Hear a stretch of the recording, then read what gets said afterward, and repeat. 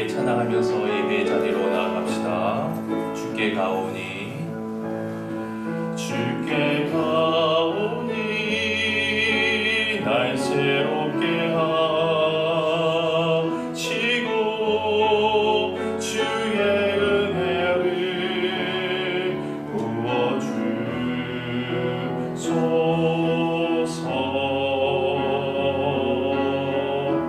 내 안에 발견한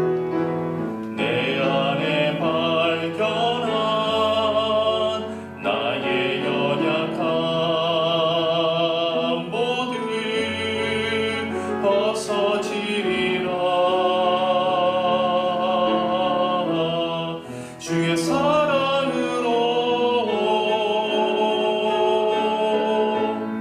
주 사랑 나를 붙드시고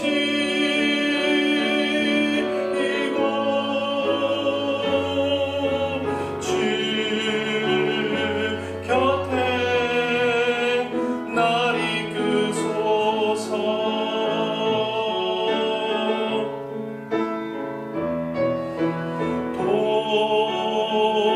독수리 날개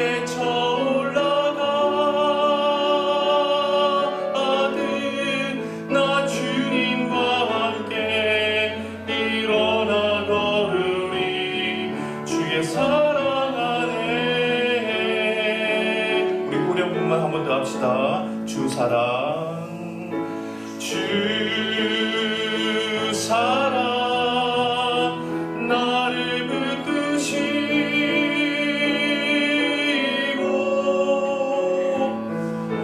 주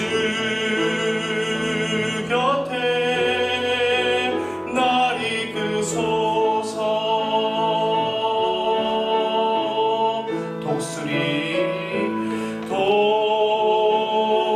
독수리 날개 쳐 올라가듯 나 주님과 함께 일어나 걸으리. 주의 사랑 안에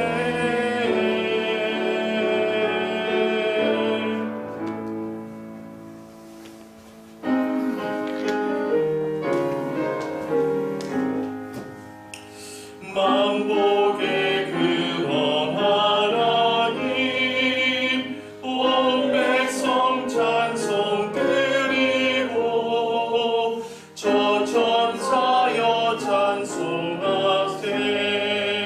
찬송 성부 성자 성령 아멘. 그러므로 우리는 예수로 말미암아 항상 찬미의 제사를 하나님께 드리자. 이는 그 이름을 증언하는 입술의 열매이라. 오직 선을 행함과 서로 나누어 주기를 잊지 말라. 하나님은 이 같은 제사를 기뻐하시느니라. 하나님, 만물이 약동하는 좋은 계절에 저희의 심령도 힘을 얻게 하시고 기쁨이 충만한 예배를 드리게 하시니 감사드립니다. 예배드리는 이 한 시간 주시는 말씀에 은혜 받아서 냉담했던 우리의 마음 부드럽고 순전한 마음으로 변화되게 하여 주시고, 사순절 기간을 보내고 있사오니 생활 속에서 경건함을 잃지 않게 하시며 날마다 주님의 고난을 묵상하며 십자가로 한 걸음 한 걸음 더 가까이 다가서게 하여 주옵소서. 예수님의 이름으로 기원하옵나이다. 아멘.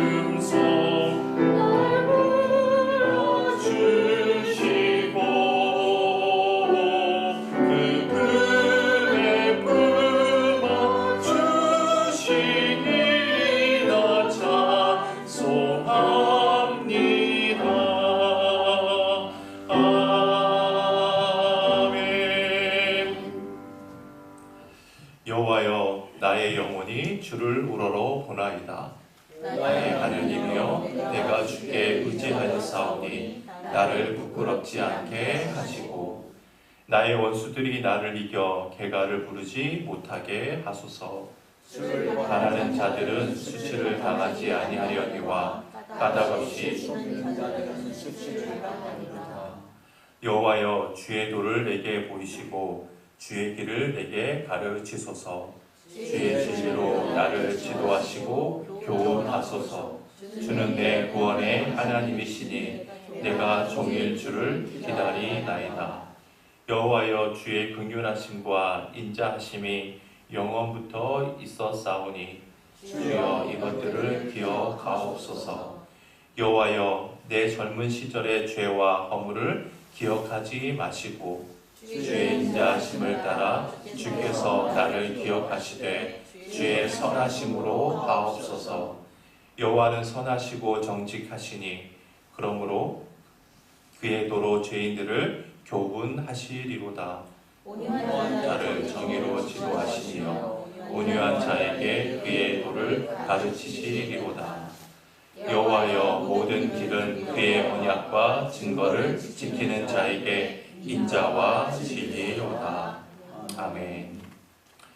나는 전능하신 아버지 하나님 천지의 창조주를 믿습니다. 나는 그의 유일하신 아들 우리 주 예수 그리스도를 믿습니다. 그는 성령으로 잉태되어 동정녀 마리아에게서 나시고 본디오 빌라도에게 고난을 받아 십자가에 못 박혀 죽으시고 장사된 지 사흘 만에 죽은 자 가운데서 다시 살아나셨으며 하늘에 오르시어 전능하신 아버지 하나님 우편에 앉아 계시다가 거기로부터 살아있는 자와 죽은 자를 심판하러 오십니다. 나는 성경을 믿으며 거룩한 공교회와 성도의 교제와 죄를 용서받는 것과 몸의 부활과 영생을 믿습니다. 아멘.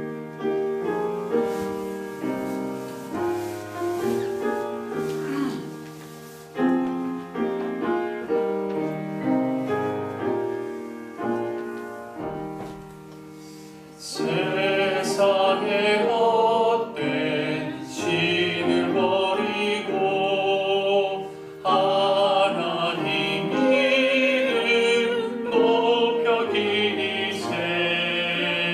온 천하 백성 모두 나와서 다 같이 하나님만 섬기세. 세상에 못된 우상 버리고 인간의 모든 불의 영화와 거짓과 불의 모두 버리고 온전히 하나님만 섬기세. 주님의 백성 서로 행하려 신이와 미움 마주 버리고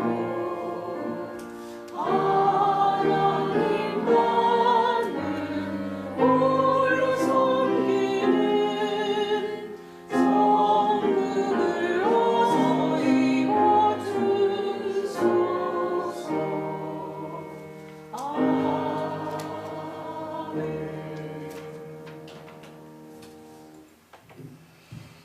내 살을 먹고 내 피를 마시는 자는 내 안에 거하고 나도 그 안에 거하나니 살아계신 아버지께서 나를 보내심에 내가 아버지로 인해 사는 것 같이 나를 먹는 그 사람도 나로 인하여 살리라.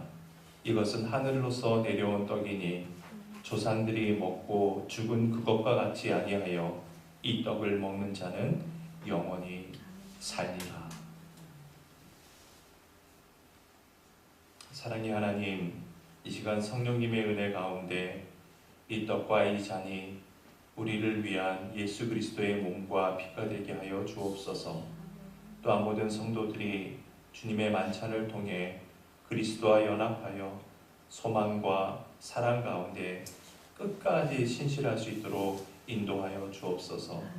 이제 주님의 몸과 피를 통한 신령한 양식으로 우리의 영과 육이 강건케 되어서 기쁨과 순전한 마음으로 주님을 더욱 사랑하고 이웃을 힘써 섬길 수 있도록 인도하여 주옵소서.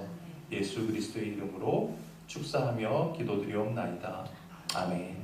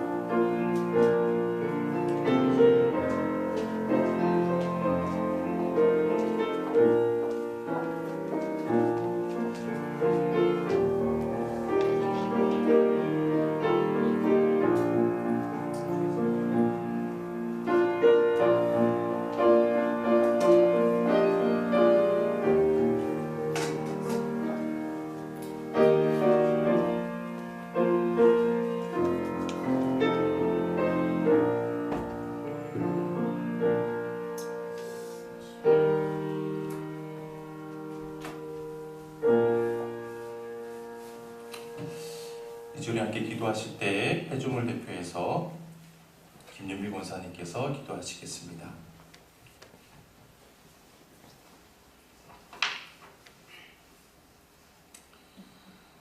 살아계신 하나님 아버지, 만물의 주인이 되시며 시간과 역사를 다스리시는 주님을 찬양합니다. 봄이 온 땅에 생명의 한기가 가득한 계절에 주님 전에 나와 예배하게 하심에 또한 감사와 영광을 돌립니다. 아멘. 계절이 바뀌고 꽃이 피어나듯 우리의 영혼도 주님의 은혜 안에서 더욱더 새로워지기를 간절히 원합니다. 아버지. 사순절을 보내며 주님의 십자가를 묵상하게 하시고 더욱 주님께 가까이 나아가는 시간이 되게 하여 주시옵소서. 아멘. 지난 한 주간도 저희는 연약하여 주님의 뜻을 온전히 따르지 못하고 생각과 말과 행동으로 주님의 영광을 가리는 순간들이 있었음을 고백합니다. 주여 우리의 허물을 용서하여 주시옵소서. 주님의 고난을 묵상하는 이 기간 동안 우리도 주님의 길을 따르며 고난에 동참하게 하시고 자기 십자가를 지고 주님을 따르는 참된 제자의 삶을 살게 하여 주시옵소서. 아멘. 수고하고 무거운 짐진 자들아 다 내게로 오라. 내가 너희를 쉬게 하리라 하신 말씀을 의지하여 모든 고통받는 영혼들이 주님의 품 안에서 쉼을 얻게 하여 주시옵소서. 아멘. 우리의 삶의 모든 순간이 주님께 향하는 믿음의 길이 되게 하여 주시옵소서.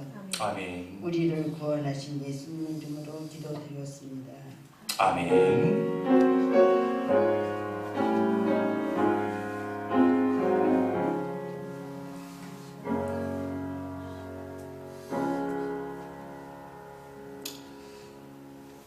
오늘 하나님께서 우리에게 주시는 말씀입니다. 요한복음 10장 40절로 42절의 말씀, 우리 다 일어나서 한 목소리로 오늘 주실 말씀 봉독하겠습니다. 시작.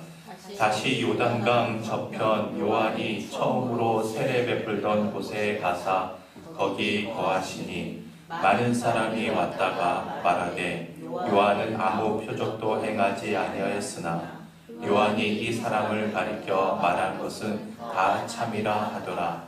그리하여 거기서 많은 사람이 예수를 믿으니라. 이는 하나님의 말씀입니다. 아멘. 지난 월요일이었습니다. 주일 밤부터 새벽까지 눈이 제법 많이 내렸었죠. 그래서 교회에 올라오는 진입로와 앞마당을 치우고 한 오전 10시경에 집에 와서 소파에 앉았습니다. 그리고 TV를 켰는데 참 오랜만에 반가운 얼굴이 보이는 겁니다. 왕년의 가수 김도향 씨였습니다. 그리고 그의 히트송 바보처럼 살았군요를 열창하시는 것입니다. 이분의 연세가 우리 나이로 벌써 81세더라고요. 여전히 그 노래에 울림이 있어 보였습니다. 나이는 많지만. 몇 시간 동안 눈을 치우느라고 몸은 고단했지만 홀로 소파에 앉아서 듣는 그 노래는 지나온 제 인생을 스스로 되돌아보지 않을 수 없을 만큼 충분한 호소력을 지니고 있었습니다. 그러면서 잠시나마 지나온 제 삶에 대해서 성찰해보지 않을 수 없었습니다. 난 참 바보처럼 살았군요. 난 참 바보처럼 살았군요. 그런데 그 깊은 상념을 깨는 반전이 있었습니다. 김도향 씨가 갑자기 노래를 하다 말고 광고를 하시는 겁니다. 그 광고는 변비에 좋은 제품 광고였습니다. 이렇게 변비에 좋은 제품이 있는지도 모르고 매일 아침 화장실에서 그토록 고생하며 살아왔으니 나는 참 바보처럼 살았군요 라고 하는 광고였습니다. 정말 좋은 분위기에 산통을 완전히 깨워버리는 광고였습니다. 그런데 그 광고를 통해서 귀한 깨달음의 시간을 가질 수 있었습니다. 그것은 옳고 바른 길을 외면하다가는 언젠가는 바보처럼 살았음을 반드시 후회하게 된다는 깨달음이었습니다. 여러분, 한번 막이 오른 무대는 그 어떠한 무대이든 상관없이 단지 시간의 차이만 있을 뿐 반드시 끝날 때가 있습니다. 막이 내림과 동시에 모든 것이 다 끝나버립니다. 화려한 조명도, 울려 퍼지던 박수갈채도, 꽃다발 세례도 그날로 끝입니다. 인생이라고 하는 무대 역시 마찬가지입니다. 내가 계속 하려고 해도 계속 할 수 있는 것 결코 아닙니다. 그렇다면 마지막 낙엽이 떨어지듯 인생이란 무대의 막이 내릴 그때 무대를 내려오는 사람은 반드시 두 부류로 나누게 될 겁니다. 바보처럼 살았음을 그제야 깨닫고 후회하는 사람, 그리고 부족하지만 바른 길을 걸을 수 있었음을 감사하는 사람입니다. 제가 미국에 있을 때 저의 시선을 사로잡았던 짧은 글귀가 있습니다. 그리고 그 글귀를 아직도 제 마음에 새기고 있습니다. Where did the time go? 그때 그 시간은 어디로 갔는가? 그렇습니다. 시간은 절대로 사람을 기다려주지 않습니다. 시간은 한 곳에 멈추어서 정체되는 법도 없습니다. 시간은 끊임없이 그리고 어김없이 흘러갑니다. 그러면 그 모든 시간 대체 어디로 흘러간 겁니까? 여러분에게 한번 질문을 해보겠습니다. 여러분들이 만약 10대의 시절을 보내고 있다면 천진난만하던 그 유년 시절은 다 어디로 갔습니까? 여러분이 지금 대학생이라면 꿈 많던 학창 시절은 어디로 갔습니까? 여러분이 지금 40대, 50대, 60대의 중년을 보내고 있다면 혈기왕성했던 20대, 30대의 시간은 어디로 사라졌습니까? 여러분이 이미 백발의 노년이 되었다면 일생이라고 불리는 그 숱한 시간들은 다 어디로 가버린 것입니까? 그렇습니다. 시간은 흘러갑니다. 그러나 사라지는 것은 아닙니다. 흘러가는 시간은 보이지 않는 것처럼 여겨지지만 흘러가는 시간은 반드시 눈에 보이는 형체로 남습니다. 지나간 우리 인생 속에서 눈에 보이지 않는 것처럼 흘러가 버린 그 숱한 시간들은 바로 이 순간 우리의 눈으로 볼 수 있는 삶이라고 하는 형체로 남아 있습니다. 여러분의 삶의 형체로 남아 있는 거예요. 그래서 지금 누군가의 삶이 진리의 열매로 두드러져 보인다면 그는 이제껏 자신의 시간을 진리 안에서 바르게 사용했음을 의미합니다. 반면에 누군가의 삶 속에 허망한 욕망의 열매만 맺혀져 있다면 그는 지나간 세월 동안 금보다 더 귀한 자신의 시간을 허망하게 탕진한 사람임에 분명해 보입니다.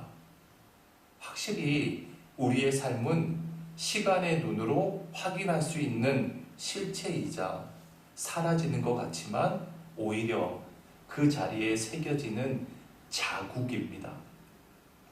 그때 그 시간은 도대체 어디로 갔는가? 이제 우리는 이 질문에 분명하게 답을 할 수 있어야 됩니다. 그때 그 모든 시간은 지금 내 삶 속에서 이렇듯 고스란히 쌓여 있고 또 남아 있다고 말입니다. 따라서 하나님을 향해 보여드려야 할 진리의 열매를 지금 자신의 삶 속에 지니지 못했다면 그가 누구이든 그동안 바보처럼 살아왔음에 틀림없습니다. 의미 없이 시간을 탕진하는 현재의 삶에 종지부를 찍지 않는 한 예기치 않은 순간 인생이라고 하는 무대에 막이 내려질 때 그 사람은 필히 탄식의 노래를 부를 수밖에 없을 겁니다. 난 참 바보처럼 살아왔습니다. 난 참 바보처럼 살아왔습니다. 라고 말입니다. 십자가 위에서 당신의 일생을 마무리하신 주님께서는 마지막으로 다 이루었다 라는 말씀을 하신 후에 운명하셨죠. 그것은 이루어야 할 뜻을 다 이루셨고 행해야 할 일을 다 행하셨고 거두어야 할 열매를 다 거두셨다는 그런 의미 아닙니까? 다시 말해서 당신께 주어진 일생이라는 그 시간을 조금 더 헛되이 낭비함 없이 진리를 위해서 옳고 바르고 아름답게 사용했다는 의미입니다. 한마디로 결코 바보처럼 살지 않았다는 뜻입니다. 그래서 우리는 십자가에 드러난 그분의 삶을 통해서 그분의 시간이 얼마나 거룩하게 쓰였는지, 또한 얼마나 진리를 위해 사용되었는지, 얼마나 하나님의 말씀에 충실했는지를 확인할 수가 있습니다. 그래서 주님께서는 일말의 후회도 없이 다 이루었다 라고 당당하게 인생의 마지막 무대를 장식하셨습니다. 그러면 여러분, 분명 육신을 입고 오신 인간임에도 불구하고 어떻게 주님께서는 그토록 후회 없는 삶, 완전한 삶으로 일관할 수 있었을까? 우리는 그 해답을 오늘 본문 40절에서 찾을 수가 있습니다. 40절 함께 읽어볼까요? 시작! 다시 요단강 저편 요한이 처음으로 세례 베풀던 곳에 가사 거기 거하시니. 여기서 요한은 누굴까요? 그렇죠. 예수님께 세례를 베풀었던 세례 요한을 가리킵니다. 또한 요한이 처음으로 세례를 주었던 곳은 어디죠? 요단강을 의미하죠. 그곳은 주님께서 공생애를 시작했을 때 요한으로부터 친히 세례를 받았던 곳이었습니다. 바로 그곳을 찾아가신 주님께서 거기 거하셨음을 본문이 밝혀주고 있죠. 여기서 거하셨다라고 하는 단어는 그저 한두 시간 잠깐 정도가 아닌 최소한 며칠 동안 머무셨음을 의미하는 단어입니다. 여러분, 주님께서 공생애를 시작하시기 직전에 세례 요한은 요단강에 나타나서 사람들에게 회개할 것을 촉구하면서 세례를 베풀었습니다. 여러분, 세례가 뭡니까? 세례란 지나간 모든 죄를 깨끗이 씻음 받은과 동시에 바르고 정결한 삶을 살겠다는 고백과 결단의 예식 아닙니까?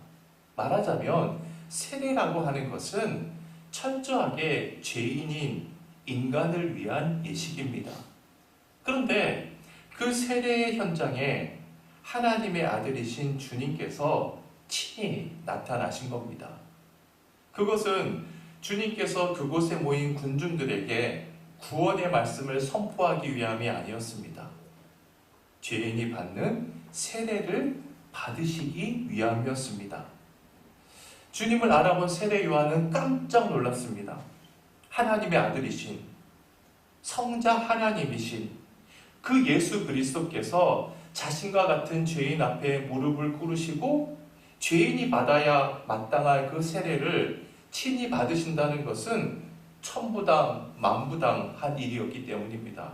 그래서 요한은 황급히 주님을 만류합니다. 마태복음 3장 14절을 이렇게 증언합니다. 요한이 말려 이르되 내가 당신에게서 세례를 받아야 할 터인데 당신이 내게로 오시나이까. 그때 주님께서 요한에게 이렇게 말씀하세요. 15절 말씀 같이 읽어봅시다. 시작. 예수께서 대답하여 이르시되 이제 허락하라. 우리가 이와 같이 하여 모든 의를 이루는 것이 합당하니라 하시니 이에 요한이 허락하는지라. 여기서 이와 같이 한다라고 하는 것은 주님께서 죄인인 인간 앞에 무릎을 꿇는다는 것을 의미합니다. 여러분, 왜 하나님의 아들이신 주님께서 인간 앞에 무릎을 꿇고서야 모든 의가 이루어진다는 걸까요? 그것은 하나님의 아들이라는 그 권위와 그 자존심을 그처럼 인간 앞에 내려놓지 않고서는 더러운 인간을 위해서 십자가를 질 수 없었기 때문입니다. 성자 하나님으로서의 권위를, 그리스도로서의 권위를 그와 같이 벗어던지지 않고서는 추악한 인간을 위해서 십자가에 달릴 수 없었기 때문입니다. 따라서 인간의 발 앞에 무릎 꿇는 심정이 아니고서는 인간을 사랑할 수도, 섬길 수도, 인간을 위해서 돌아가실 수도, 그리스도의 삶을 완성하실 수도 없었기 때문입니다. 그래서 주님께서는 인간을 위해서 인간 앞에 무릎을 꿇으시고 죄인이 받는 세례를 친히 받으신 겁니다. 오늘 본문은 주님께서 공생애를 시작하실 때 먼저 인간 앞에서 무릎을 꿇고 세례 받으시던 그곳을 찾아가서 며칠 동안 거하셨음을 친히 밝혀주고 있는 구문입니다. 이것이야말로 주님께서 단 한순간도 당신의 시간을 헛되이 탕진함 없이 주어진 그리스도의 삶을 다 이룰 수 있었던 해답입니다. 그렇습니다. 주님께서는 단 한 시간도 의미 없이 헛되이 탕진하지 않으셨습니다. 인간 앞에 무릎 꿇는 그 첫 마음을 견지함으로써 평생 동안 섬김과 봉사의 삶을 일관하실 수 있었습니다. 그리고 죄인 앞에 무릎 꿇는 그 첫 마음을 끝까지 지킴으로 죄인을 위해서 당신의 목숨까지 버릴 수 있으셨습니다. 만약 그 첫 마음을 상실하셨다면 그 모든 것은 있을 수 없는 일들이었습니다.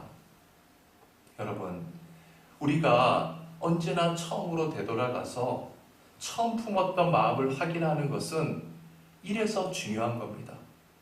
순수하고 사심 없는, 그리고 더러운 욕망으로 오염되지 않은 첫 마음, 그 바탕 위에서만 낭비 없는 인생, 후회하지 않을 인생이 비로소 세워지는 법입니다. 남편이 아내에게 처음으로 사랑을 고백하는 날, 그때의 남자의 마음은 어떤 마음일까요? 여자 앞에 무릎 꿇는 심정 아니겠습니까? 그 심정으로 이 생명 다하도록 오직 당신만을 사랑하고 당신만을 위해 살리라고 굳게 다짐하지 않습니까? 만약 모든 남자가 그 첫 마음을 잃지 않는다면 이 세상에 어떤 여인이 남편으로 인해서 잠 못 이루며 남몰래 눈물을 흘리겠습니까? 자식이 태어나는 순간 이 세상의 모든 부모는 자식 앞에 무릎 꿇는 엄숙한 마음이 듭니다. 그래서 하나님께서 주신 하나님의 자식을 하나님의 뜻에 합당하게 키우리라고 굳게 다짐합니다. 그러므로 부모가 그 첫 마음으로 한평생 자식을 대한다면 어찌 자식이 부모 때문에 상처받고 괴로워할 수 있겠습니까? 학업을 마친 청년이 사회에 첫 발을 내딜 때 그 정의로운 마음으로 사회생활을 해 나간다면 어찌 이 사회가 부패할 수 있겠습니까? 목사가 무릎 꿇고 안수받을 당시에 가졌던 그 겸손하고 거룩한 마음을 상실하지 않는다면 어찌 목사가 목사답지 않을 수 있겠습니까? 구원의 은총을 깨닫고 주님을 쫓아서 살리라고 결심했던 첫 마음을 상실하지 않는 한 어찌 그리스도인들과 교회가 세상으로부터 지탄과 조롱의 대상이 될 수 있겠습니까? 여러분 잊지 마십시다. 인생이란 귀한 시간을 더 이상 낭비하지 않기를 원한다면 인생의 무대에 막이 내리는 순간 바보처럼 살았음을 탄식하지 않으려면 이제 우리는 처음 시작했던 그 첫 자리로 돌아가서 첫 마음을 회복해야만 합니다. 그래서 우리는 날마다 우리의 마음을 새롭게 해야 합니다. 그 첫 마음으로 날마다 주님과 동행해야 하는 것이죠. 주님과 함께하지 않는다면 우리의 첫 마음은 이내 헛 마음으로 오염되고 말 것입니다. 사랑하는 교우 여러분, 우리 모두 주님을 처음으로 만났던 그때 그 처음으로 돌아가십시다. 그때의 그 마음으로 주님과 함께 한 걸음 한 걸음 다시 시작하십시다. 잊지 마십시다. 흘러가는 우리의 인생 시간은 결코 사라지지 않습니다. 눈에 보이는 삶의 형체로 반드시 남습니다. 오늘 내가 어떻게 사느냐에 따라서 내일의 그 형체가 결정된다는 사실, 그리고 내 자녀들과 내 후손들과 이웃들에게 그 형체를 고스란히 보여준다는 사실을 잊지 마시길 주님의 이름으로 축원해 드립니다. 우리 결단의 찬양 430장 부르시면서 예물 봉헌하겠습니다.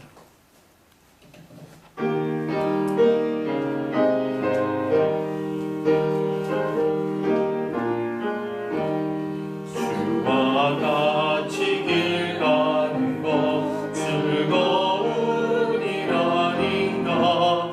우리 주님 걸어가신 발자취를 밟겠네. 한 걸음 한 걸음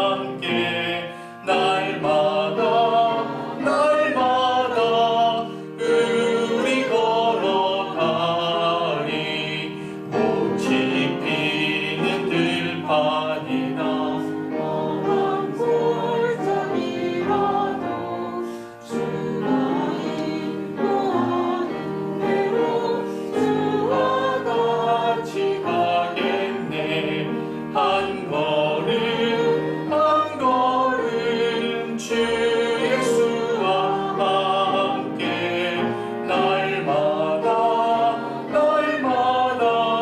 우리 걸어가리. 옛 선지자의 똑같이 우리들도 천국에 들려 올라갈 때까지 주와 같이 걷겠네. 한 걸음 주 예수와 함께 날마다 우리 걸어가리. 하나님, 사라져 버린 것 같은 그 많은 시간들이 실은 나의 삶이라는 형체로 지금 고스란히 남아있음을 깨닫게 해주시니 감사드립니다. 되돌아보건대 정말 바보처럼 살아왔음을 주님 앞에 고백하지 않을 수 없습니다. 더 이상 바보처럼 살기를 원치도 않습니다. 무엇보다 나의 인생이 끝나는 그 순간 바보처럼 살아왔음을 한탄하는 어리석은 자가 되지 않기를 원합니다. 이제 처음으로 돌아가 처음 마음을 회복하게 하여 주옵소서. 그 처음 마음으로 주님과 한 걸음 진리의 길을 동행하게 해 주옵소서. 그 처음 마음으로 부부가 서로 사랑하며, 처음 마음으로 자식을 사랑하며, 그 처음 마음으로 사회의 빛과 소금이 되며, 그 처음 마음으로 하나님의 자녀다운 삶을 살아가게 하여 주옵소서. 이 시간 정성껏 준비한 헌금을 주님께 올려드립니다. 결코 아까워하지 아니하고, 결코 부끄러워하지 아니하고, 결코 자랑하지 아니하는 오로지 주님 되신 은혜에 감사가 흘러넘쳐드리는 예물 되게 하여 주옵소서. 예물을 드리는 우리의 중심을 보시는 주님께서 더욱더 큰 은혜로 채워주시고, 이 헌금이 쓰여지는 곳곳마다 하나님의 나라가 확장되는 역사가 있게 하여 주옵소서.